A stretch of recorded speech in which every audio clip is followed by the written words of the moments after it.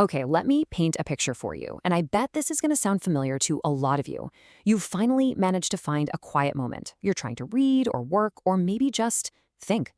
And then it starts. That little background noise, someone clicking a pen, chewing their lunch, a conversation just on the edge of your hearing. Does that sound like you? You know that feeling where a tiny, insignificant sound doesn't just annoy you, it triggers this wave of pure, real frustration.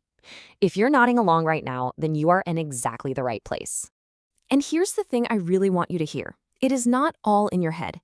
And you are not just a grumpy, irritable person. Nope, there is something way more interesting going on beneath the surface.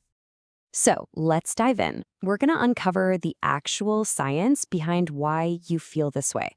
Because this isn't about your personality, it's about the very way your brain is built.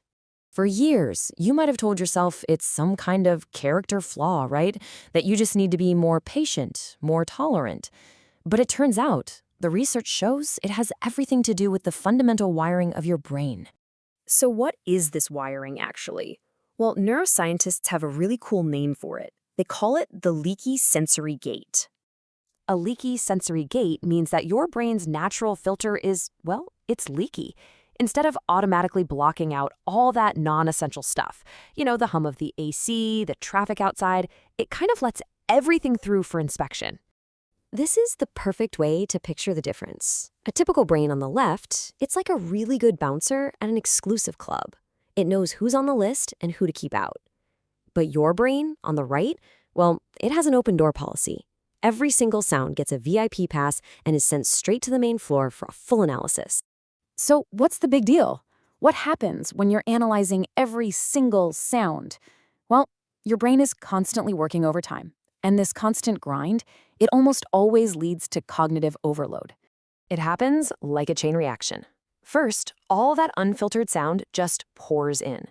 Then, since it can't be ignored, your brain is forced into what's called deep processing to try and figure it all out.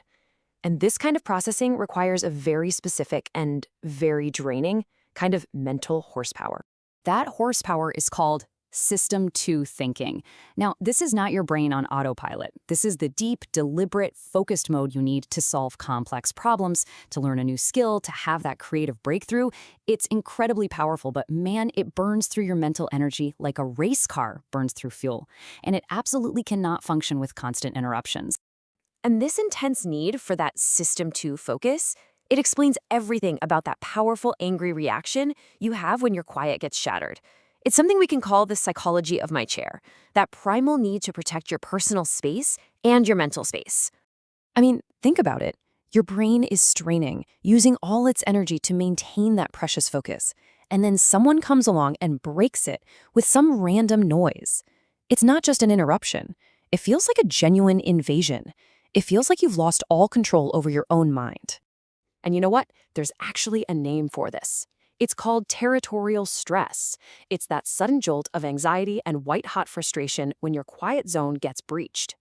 You're not just being difficult, you are literally defending the mental territory your brain needs to do its most important work. But here is where this whole story flips on its head.